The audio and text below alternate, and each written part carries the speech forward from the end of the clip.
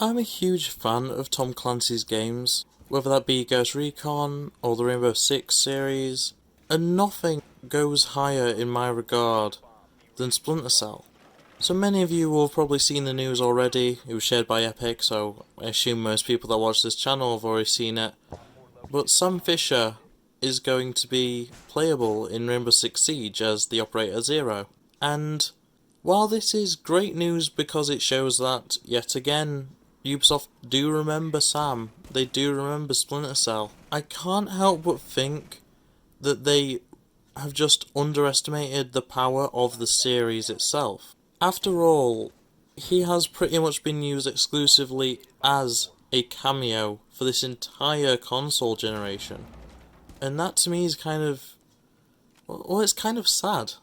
Blacklist was the last Splinter Cell game released back in 2013. It's been 7 years since the last Splinter Cell game released. And they're all good. There's never been a bad Splinter Cell game.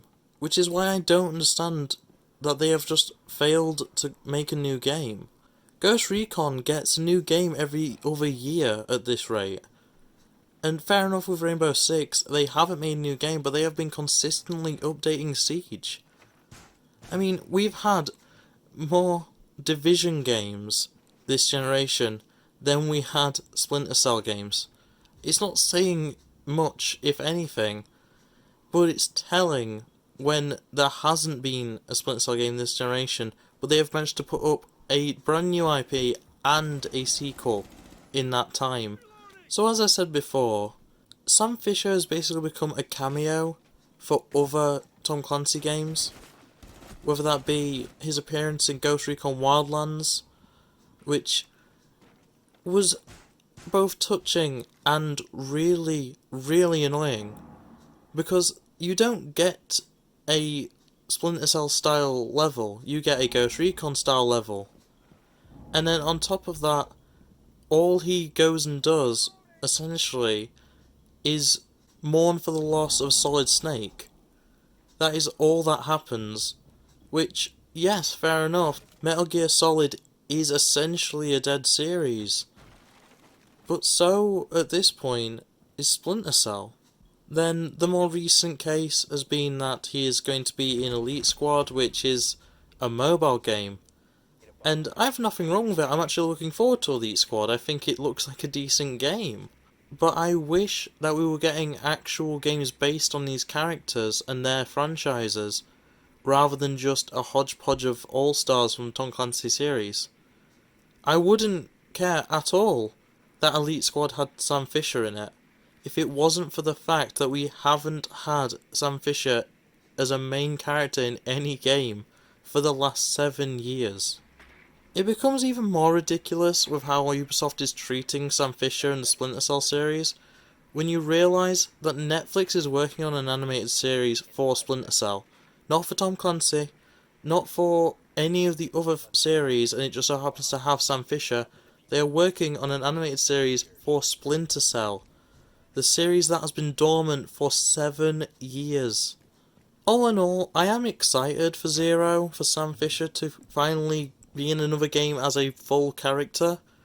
And I love Siege, I play a ton of it, though the gameplay you're seeing is very noobish, and also I'm on a clean account, so it doesn't really show how much I've actually put into this game. And honestly, I don't normally buy the operators.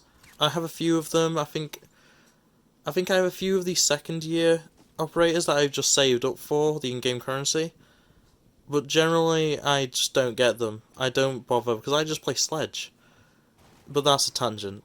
The main point I'm getting at is that I don't normally buy the DLC, but I almost feel like I have to, just to support Splinter Cell, to give it that fighting chance of returning.